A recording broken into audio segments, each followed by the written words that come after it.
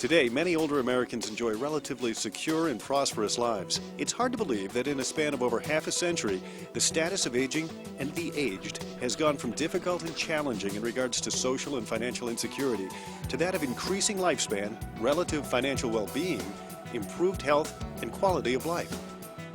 However, life was much different for older Americans in the first half of the 20th century. Before Social Security and Medicare were created, half of the elderly in America lacked enough income to be self-sufficient and did not have health insurance of any kind. Over a third lived in poverty. There were very few coordinated senior services on hand to provide meal programs.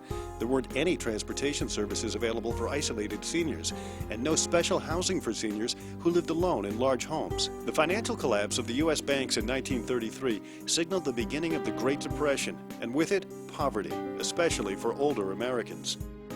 August 14, 1935 marked an important date in American history. Before then, many Americans, especially older Americans, feared ending up in poorhouses when they could no longer work because of old age or disability. This Social Security measure gives at least some protection to 30 million of our citizens who will reap direct benefits through unemployment compensation, through old age pensions, and through increased services for the protection of children and the prevention of ill health. We can never insure 100% of the population against 100% of the hazards and vicissitudes of life, but we have tried to frame a law which will give some measure of protection to the average citizen and to his family against the loss of a job and against poverty-stricken old age. 2010 marks the 75th anniversary of the Social Security program. The anniversary has special significance for New Yorkers because President Franklin Roosevelt was a primary architect of the Social Security program. In fact, even before the federal program was enacted, New York was one of the first states to have an old age pension system. That program was signed into law by then Governor Franklin Roosevelt on April 10, 1930.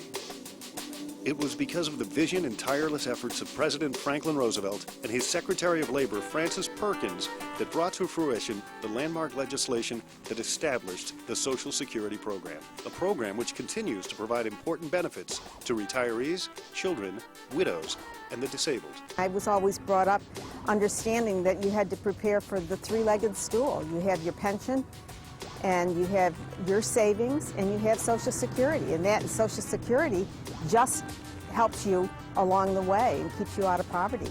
It's the most fiscally responsible and conservatively managed public program in the United States. If it wasn't for Social Security, I don't know where I would be. This was, money every month that I could pay subsidized rent, that I could buy food, buy shampoo, do what I needed to do. By covering the loss of family breadwinners through death and disability, Social Security has become our nation's most important insurance policy.